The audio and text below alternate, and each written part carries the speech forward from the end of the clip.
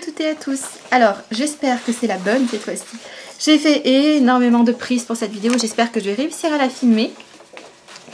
Si vous entendez un petit peu râler, je m'excuse. Il y a encore mon petit bonhomme qui râle, mais voilà, c'est très compliqué en ce moment. Donc je fais un peu comme je peux pour vous filmer des vidéos et m'occuper de lui et tout ça. Donc aujourd'hui on va parler d'épilation, on va parler de conseils, on va parler de comment choisir sa cire, la préparation de la peau, les conseils, les rappels de base et les choses à faire et à pas faire après son épilation. Et je vais vous montrer du coup ce que j'utilise en même temps que je vous parle de tout ça. Donc premier point, aujourd'hui on ne parle que d'épilation à la cire professionnelle avec des machines professionnelles qu'on achète dans des grossistes ou dans des fabricants spécialistes dans le matériel professionnel. Donc on ne va pas parler de cire de supermarché, de cire de bande froide, tout ça non, je ne vais pas en parler dans cette vidéo. Donc du coup vous retrouverez des renseignements uniquement sur les cires comme en institut. Donc du coup aujourd'hui je vais vous présenter les bons produits, les produits qu'il faut, et je vais vous donner en plus les conseils du coup par rapport à l'épilation. Première chose du coup on va parler de comment on choisit sa cire. Donc sa cire on va la choisir en fonction de la zone à épiler, de l'accessibilité de celle-ci et bien sûr de votre type de peau. Donc il existe deux types de cire. La cire pelable qui est une cire sans bande du coup, donc elle sèche et elle se retire d'un coup sec. Et vous avez la cire non pelable qui est une cire qui s'utilise avec des bandes tissées et que l'on arrache pareil également, c'est juste que vous avez à la cire appliquée, vous collez votre bande et vous arrachez celle-ci. Une fois que vous avez choisi le type de cire qui vous convient, il faut maintenant choisir la couleur de la cire. C'est-à-dire qu'il existe plusieurs couleurs en fonction des types de peau. Donc si vous avez la peau sensible, qui a souvent tendance à être un petit peu réactive, etc., il faudra choisir une cire rose, bleue ou orange. Alors, la cire rose, la cire bleue, la cire orange, elles existent autant pour des cires pelables que pour des cires non pelables. Ce sont des couleurs qui sont, on va dire, universelles et qui existent dans la plupart des marques et dans la plupart des types de cires. Donc la cire rose, c'est une cire qui est souvent préconisée pour tout ce qui est visage, maillot. Et sinon, vous avez aussi la bleue qui est très bien, c'est une cire qui est à base d'azulène. L'azulène, c'est une plante, il me semble que c'est une fleur qui a des vertus calmantes. La cire orange, souvent, elle contient du calendula. Donc la calendula, c'est pareil, une plante qui est très connue pour des vertus apaisantes, calmantes, etc.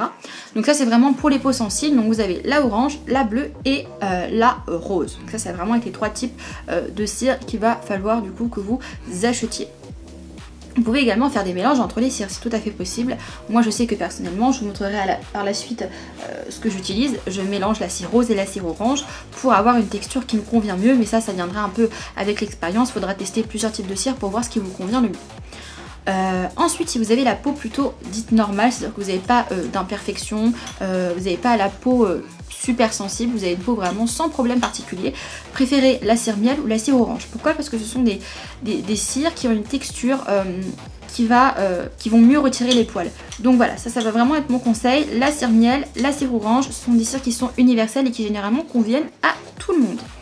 Au niveau du matériel qu'il va vous falloir, maintenant que vous avez choisi votre cire, il va vous falloir donc, si vous avez choisi l'épilation sans bande, un chauffe-peau. Le chauffe-peau, c'est l'appareil professionnel qui va vous permettre de chauffer la cire à la température adéquate pour votre corps. Je fais le point tout de suite parce que je pense que j'aurai la question en commentaire. On ne fait pas chauffer sa cire professionnelle au micro-ondes, ni à la casserole, ni au bain-marie, ni au four, ni au feu de bois. Moi je vous recommande vraiment les choses. Après c'est vrai que ça fait un investissement, c'est comme quand on commence les colorations à la maison, forcément au début on achète tout un tas de choses, mais vous allez voir qu'à la longue ça vous revient beaucoup moins cher. Donc un chauffe-peau comme ça, c'est aux alentours de, on va dire d'une trentaine à une soixantaine d'euros, suivant les marques, suivant les lieux où vous les achetez, suivant la contenance également du chauffe-peau. Le chauffe-peau, il y a plusieurs tailles, généralement vous voyez soit du 250 ml, soit du 400 ou du 800. Donc c'est en fait la taille du compartiment à l'intérieur, donc moi il y a ma cire à l'intérieur, mais voilà. C'est la taille du compartiment en fait de votre chauffe-peau. Moi j'ai le 800 ml, pourquoi? Parce que c'est très long de faire fondre de la cire et je reviendrai après. Et je préfère donc avoir toujours une bonne quantité de cire dedans et que tout chauffe en même temps plutôt que d'avoir à chaque fois à rajouter des petites billes qui vont mettre 15-20 minutes supplémentaires à chauffer. Voilà, donc je mets directement une grosse quantité de cire. Et je vous rassure, une fois que c'est froid, ça se solidifie, donc comme je viens de vous montrer, et ça se conserve tout à fait normalement et vous avez qu'à la refaire réchauffer à chaque fois que vous vous en servez. Donc ça va être l'indispensable pour du coup utiliser de la cire sans bande. La cire sans bande se présente sous plusieurs formes. Vous avez donc cette forme-ci qui est une forme bille, donc ça s'appelle gouttelette. Donc l'appellation pour ce produit c'est de la cire pelable gouttelette. Voilà, donc ça c'est de la orange, donc à la calendula. Vous avez également la possibilité de trouver ces cires en galets, dans des sachets.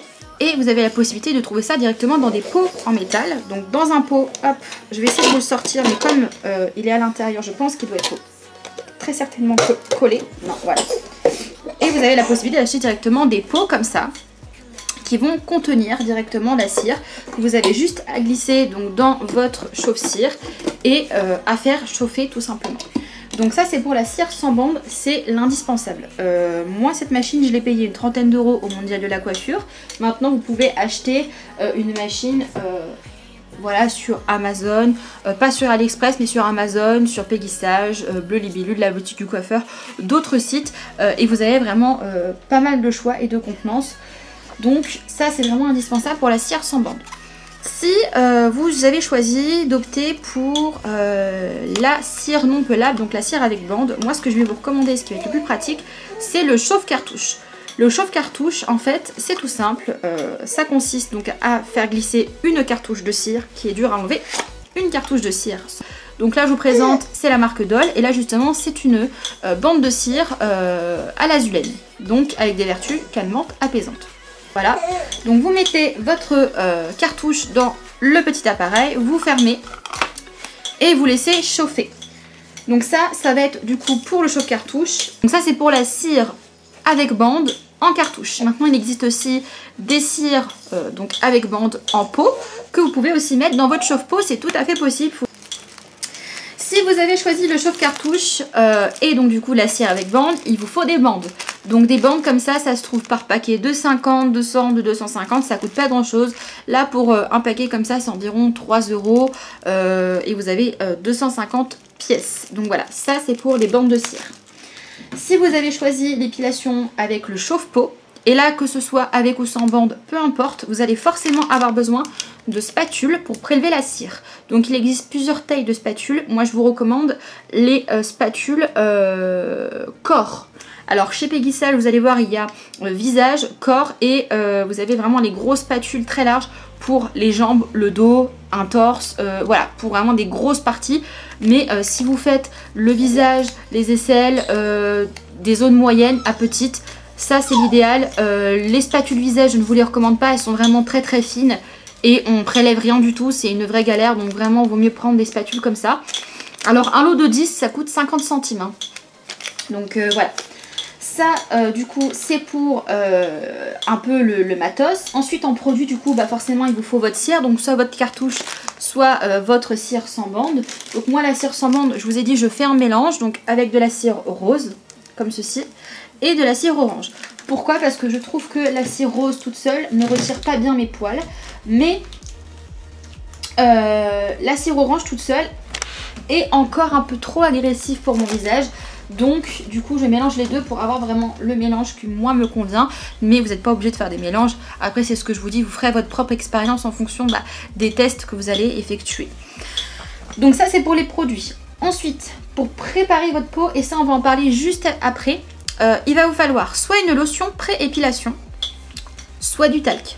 Donc l'un ou l'autre. Je vais vous expliquer à quoi sert l'un, à quoi sert l'autre dans un instant. Et en dernier, pour après l'épilation, une huile. Une huile faite exprès pour l'épilation, une huile pure, une huile naturelle, peu importe, il vous faut une huile. Le mieux c'est une huile pure ou une huile spéciale épilation pour retirer les résidus éventuels de cire. Donc une fois qu'on a choisi sa cire, qu'on a tout le matériel qu'il nous faut à la maison, on va pouvoir passer à la préparation de la peau. Donc je vais vous expliquer comment on prépare la peau la veille, les jours qui précèdent une épilation. Donc déjà avant de s'épiler c'est très important de vérifier que les zones que vous souhaitez épiler, qu'il n'y ait pas de lésions, pas de brûlures, pas de rougeur, plein d'inflammation, pas d'irritation. Parce que l'épilation c'est quand même assez irritant et il vaut mieux éviter de faire ça sur une peau qui est abîmée. Donc déjà ça c'est à vérifier avant de procéder à votre épilation. La veille, et c'est bien de le faire de base assez régulièrement, donc 1 à 2 fois par semaine, mais c'est bien au moins la veille de se faire une exfoliation, donc un gommage du corps, des zones que vous souhaitez épiler, c'est pareil. C'est une des clés pour bien préparer sa peau, c'est hyper important, ça permet d'enlever les cellules mortes, de faciliter du coup le retrait des poils à l'épilation et surtout ça permet d'éviter la formation de poils incarnés. Parce que oui, les poils incarnés, ça existe avec l'épilation, donc c'est important avant de vous épiler et après dans les 3 semaines qui suivent, il faudra faire assez régulièrement un gommage pour éviter la formation de poils incarnés. Ça c'est super important. Voilà, avant de s'épiler également, c'est bien de le faire 48-24 heures avant. Il faut impérativement que vous réalisiez un test cutané parce que suivant les cires que vous pouvez acheter, ça peut vous faire des allergies. C'est comme les colorations, c'est comme n'importe quel produit. Tout peut être source d'allergie, donc il faut absolument que vous fassiez un test. Alors soit au creux du coude, soit au niveau du poignet, soit ici, vous appliquez votre cire, vous l'enlevez. Vous attendez 2 jours, une journée, et puis si vous n'avez pas de réaction, vous pouvez passer à l'épilation. Ça, c'est pas valable si vous l'avez déjà fait en institut et que vous n'avez pas fait de réaction, ou si vous utilisez déjà des cires, par exemple, de supermarché ou de choses comme ça, que vous avez déjà l'habitude d'être épilé ou de vous épiler. Donc, ça y est, c'est le moment de vous épiler. Vous avez tout ce qu'il vous faut chez vous. Il faut déjà penser à allumer vos appareils et à commencer à faire chauffer la cire environ 30 minutes à l'avance.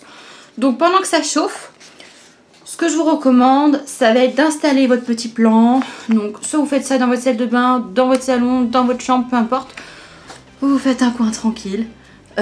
Vous prenez une vidéo, une musique, un film, quelque chose pour vous divertir. Vous dites à votre mari qui garde les enfants. Ou alors, si vous n'avez pas d'enfants, vous faites un coin tranquille. Il faut vraiment que vous soyez dans une atmosphère de détente. Parce que si jamais vous êtes stressé, déjà que c'est pas très agréable, si vous êtes stressé, vous allez vous énerver, ça va vous faire encore plus mal et c'est le meilleur moyen de se dégoûter de l'épilation. Donc vraiment, faites-vous une petite atmosphère, une petite pièce, vous sortez tous vos produits à l'avance, tout, que ce soit même l'huile, tout ça, vous sortez tout. Pensez à mettre des serviettes parce que si vous en faites couler à côté, ce qui va être forcément, hein, ça va vous arriver, hein, ça peut abîmer vos draps. Vous mettez des serviettes un peu moches, un drap ou quelque chose pour protéger l'endroit où vous allez donc faire l'épilation. Et une fois que vous avez fait tout votre petit setup, que vous avez installé votre petite pièce, votre petit coin, vous préparez votre peau. Donc si, et c'est là qu'on va se servir du coup de ces produits là, si vous épilez une zone qui est humide ou qui est dans un pli, genre les aisselles, le maillot, les plis entre les cuisses, entre les mollets, voilà, tous les endroits où il y a des plis, les endroits où c'est humide, les endroits où ça transpire, vous appliquez du talc. Pas besoin de cette lotion là, vraiment du talc. Le talc ça va absorber l'excès d'humidité, donc vous saupoudrez un petit peu sur la zone que vous épilez, vous époustez un petit peu et là votre peau est prête, c'est tout simple. Donc pour le talc, hein, vous pouvez prendre du talc bébé, c'est très très bien, ça sert à rien d'acheter du talc spécifique pour l'épilation, c'est la même chose, du talc c'est du talc. Donc ça se trouve en supermarché, ça coûte 1 €, 2 €, c'est vraiment, ça coûte pas cher. Donc ça c'est pour les zones du coup qui sont assez humides et qui ont besoin d'être séchées entre guillemets avant l'épilation. Et vous pouvez utiliser des lotions pré-épilation. Alors les lotions pré-épilation, ça sert à quoi? Et bien tout simplement ça va permettre une meilleure adhésion de la cire, ça va préparer la peau et vous en trouvez certaines même qui sont un peu anesthésiantes entre guillemets. Moi j'y crois pas trop, mais bon, vous pouvez essayer si vous êtes un peu douillette, ça ne coûte rien de plus. Donc là par exemple, moi celle-ci c'est une lotion de chez Dole à l'aloe vera, donc c'est la lotion tonique pré-épilation à l'aloe vera.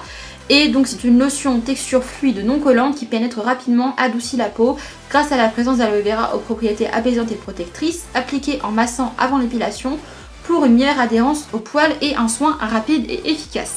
Donc moi ça j'utilise sur mon visage, j'utilise pas sur mes aisselles, j'utilise uniquement sur mon visage, donc ça me dure très longtemps. Donc je le mets sur un coton et je l'applique donc sur ma moustache, sur l'intersourcil, sur les pattes, parce que moi je m'épile ici au niveau des pattes, je m'épile vite fait un peu le menton parce que j'ai 2-3 poils, etc. Donc sur vraiment le visage, je vais appliquer ça parce que je trouve que ça a vraiment changé l'adhésion de la cire et les poils partent pratiquement en une seule bande, j'ai plus rien. Avant il fallait que je repasse et que je repasse et que je repasse, donc j'avais le visage tout rouge à chaque fois. Là franchement ça c'est vraiment au top. Donc celle-ci est très bien, odeur agréable, ça ne pique pas, ça ne brûle pas. Il n'y a pas d'alcool dedans et ça c'est important. Donc ça c'est pour la préparation. Donc soit une lotion si vous utilisez sur les jambes, le dos, le visage ou les bras, ou le talc si vous faites sur le maillot, les aisselles. Ça c'est hyper important de préparer votre peau parce que sinon le risque c'est que la cire reste collée à votre peau et que du coup vous galériez à l'enlever. Donc ça c'est vraiment hyper important de bien préparer la peau.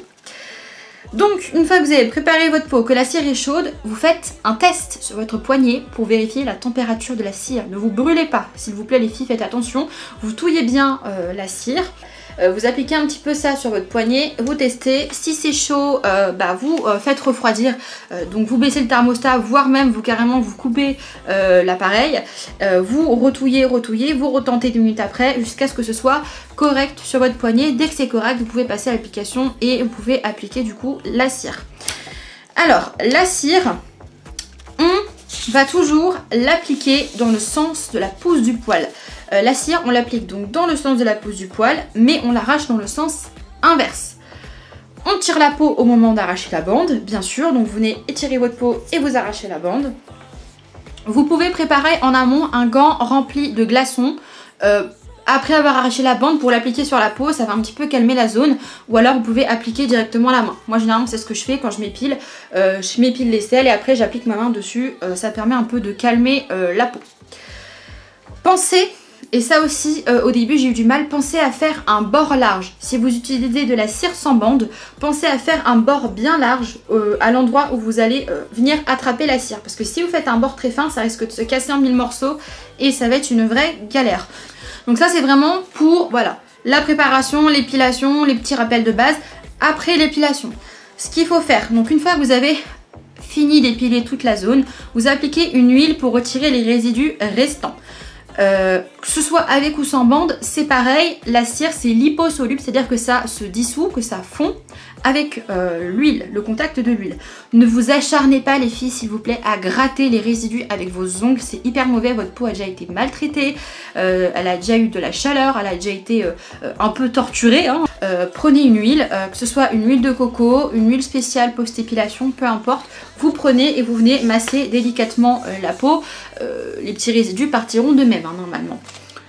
Une fois que vous avez fini d'enlever les résidus, d'appliquer votre huile, prenez une douche fraîche. Pourquoi? Parce que déjà l'huile avec l'eau chaude, c'est la galère à enlever, je sais pas pour vous, mais moi à chaque fois que je mets de l'huile sur mon visage ou après chaque épilation, quand je me lave avec de l'eau chaude, je trouve que l'huile est plus compliquée à faire partir. Donc c'est mieux de prendre une douche tiède ou plutôt fraîche, déjà ça va vous apaiser la peau et en plus ça va faciliter le retrait de l'huile. Donc vous prenez votre petite douche. Et ensuite, petite chose que vous pouvez faire si vous voulez un petit peu ralentir la pousse du poil. Il existe des soins et des huiles pour ralentir la pousse du poil. Donc là moi par exemple j'utilise la mousse de chez Yves Rocher, c'est une mousse hydratante anti-repousse. Voilà, donc elle se présente comme ceci. Moi je mets ça après chaque épilation. J'essaye d'en mettre plusieurs fois par semaine, mais je vous avoue que j'ai du mal à y penser parce que je mets très rarement des produits sur mon corps. À part me laver, très clairement je ne mets pas, ou très rarement de produits hydratants ou de choses comme ça. Mais voilà, ça c'est une bonne idée si jamais vous voulez un petit peu ralentir la pousse du poil. Par contre, il faut penser à le faire quotidiennement. Là par exemple, ils nous disent voilà, forme une mousse aérienne fraîche, s'applique chaque matin et soir sur les zones épilées, jambes, maillot, aisselles. Il peut être appliqué après l'épilation pour apaiser la peau. Voilà. Donc c'est important d'être rigoureux là-dessus si vous voulez vraiment qu'il y ait une efficacité. Après il existe aussi l'huile d'œuf de fourmi ou je sais plus quoi. Enfin, ça avait fait un buzz il y a plusieurs années. Je n'ai pas testé personnellement, mais ça c'est bien et ça apaise aussi la peau. Ça se trouve chez Yves Rocher, c'est pas très cher et c'est agréable parce que c'est en mousse. Donc ça pénètre vite dans la peau et ça reste pas gras. Une fois que vous êtes épilé, que vous êtes débarrassé, vous êtes tranquille pendant 3 semaines. Et oui, 3 semaines, mesdames. C'est pour ça que c'est certes un peu douloureux, mais on est tranquille pendant un bon moment quand même. Alors après, plus vous allez épiler, plus le poil va être fin et plus le poil, du coup, sera discret et plus vous allez pouvoir espacer les épilations. Ensuite, on va parler des erreurs à pas commettre après l'épilation. Et il y en a. Donc, première erreur, il ne faut pas s'exposer au soleil pendant 48 heures. Donc vous évitez les horaires où le soleil tape. vous vous protégez avec un indice 50 parce que le follicule pileux pendant les 24-48 heures n'a pas le temps de se refermer et donc vous allez bronzer sur un follicule pileux ouvert, donc avec des pores ouverts, ce qui va faire une magnifique bronzage, par exemple une magnifique jambe parsemée de points, donc ça va pas être terrible. Effet constellation garantie. J'ai mis ça pour faire rire parce que je me suis fait une petite trame. Et voilà, donc vraiment pas de soleil, pas d'exposition au soleil prolongée. Vous vous protégez avec un indice 50, voire un écran total si vous avez. Pas de gommage pendant 48 heures. Je vous ai dit que les gommages c'est important et bien sûr après l'épilation vous n'allez pas vous faire un gommage. La peau a déjà assez souffert. Donc 48 heures après, vous faites un gommage environ une fois par semaine ou 2 fois par semaine si vous souhaitez, avec du sel, du sucre de canne. On opte pour vraiment des produits naturels, c'est peu coûteux et c'est le plus efficace. Comme ça va permettre d'entretenir l'épilation et pareil d'éviter la formation de poils incarnés parce que ça peut arriver le lendemain, la veille, ça peut arriver 3 semaines après l'épilation. Donc il faut vraiment faire des gommages assez régulièrement. Pas trop non plus, mais voilà, maximum 2 fois par semaine, mais vous pouvez faire des gommages 1 à 2 fois par semaine pour éviter la formation de ces vilains poils incarnés. Pas de baignade à la mer ou à la piscine pendant les 48 heures, pareil, le follicule pileux et les pores de la peau ne sont pas refermés, donc c'est ouvert, c'est à vif, on évite. Vous risquez donc déjà des brûlures liées au sel et au chlore, qui sont des produits chimiques qui sont assez agressifs, et vous risquez des infections, puisque du coup les pores de la peau sont ouverts. On ne se rase pas non plus. Promis les filles, à force de vous épiler, à force de souffrir, ne vous inquiétez pas, les poils pousseront de plus en plus fins et de plus en plus lentement. Si vous vous rasez, vous allez avoir un poil très épais et la prochaine fois que vous allez vous épiler, ça va être l'horreur et ça va être hyper douloureux. Pas de sport la journée même. Pourquoi? Parce que déjà porter des vêtements moulants ça va provoquer des frictions avec la peau, donc ça va la sensibiliser et ça va faire des risques de brûlure et de rougeur. Et en plus la chaleur et la transpiration c'est les meilleurs amis des infections. Donc pareil, comme les follicules pileux et les pores sont ouverts et sont à vif, on ne fait pas de sport pour ne pas transpirer. Donc on laisse une journée tranquille, on se met une journée en off pour les grands sportifs, ça vous fera pas de mal. Attention aux hautes températures pendant 24 heures. Tout ce qui est haute température, c'est-à-dire sauna, hammam, bain chaud, jacuzzi, toutes ces choses-là, on évite tout ce qui est en fait au-dessus de 37 degrés. Pourquoi? Parce que la chaleur, ça fait que augmenter déjà le risque d'irritation, de rougeur, de sensation de brûlure. Et les pores, en fait, vont accroître pareil la formation de poils incarnés. Hein. C'est toujours pareil. Hein. Il faut vraiment que les pores se referment. Donc il faut plutôt des eaux fraîches, des eaux tièdes pour aider les pores à se refermer. Ensuite, si vous vous épilez le visage, pas de maquillage pendant 24 heures. Je préfère idéalement, si vous épilez le visage, vous vous démaquillez, vous faites ça le soir, vous démaquillez, vous faites un lavage de peau, un bon gommage, vous faites votre épilation et vous appliquez juste une crème hydratante, apaisante, vous allez vous coucher. Et le lendemain, pas de maquillage pour éviter les petits boutons en fait, hein, parce que du coup vous allez mettre des produits alors que pareil les pores ne sont pas bouchés, donc ça va faire plein de petits boutons. Voilà, donc bon, une journée sans maquillage, je pense que ça devrait être faisable.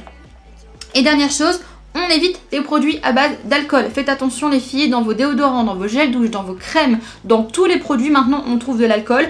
Donc faites très attention parce que du coup, moi depuis 4-5 ans que je m'épile du coup les aisselles, j'utilise uniquement des déodorants sans alcool pour la simple et bonne raison que à chaque fois que je m'épilais je mettais du déodorant, voilà, après ma douche, je sortais de la douche, je mettais du déodorant bourré d'alcool qui me brûlait littéralement la peau. Donc faites vraiment très attention avec les produits à base d'alcool parce qu'il y en a vraiment partout et ça peut vraiment vous faire des belles sensations de brûlure bien grosses et bien désagréables. Donc voilà pour cette vidéo qui a été assez longue mais j'espère qu'elle a été claire, j'espère qu'elle a été assez détaillée pour vous. Je vous mettrai le lien de tous les produits que je vous ai montrés, que j'utilise en barre d'infos, avec les références, les liens pour les acheter. Si jamais il y a des choses que j'ai oubliées dans cette vidéo et qu'il y a certains points qui ne sont pas très clairs, n'hésitez pas hein, en commentaire à me poser la question, je vous répondrai avec plaisir. Donc voilà, j'espère que cette vidéo vous aura aidé, vous aura plu. Je vous fais de gros bisous et je vous dis à bientôt pour de prochaines vidéos. Ciao tout le monde!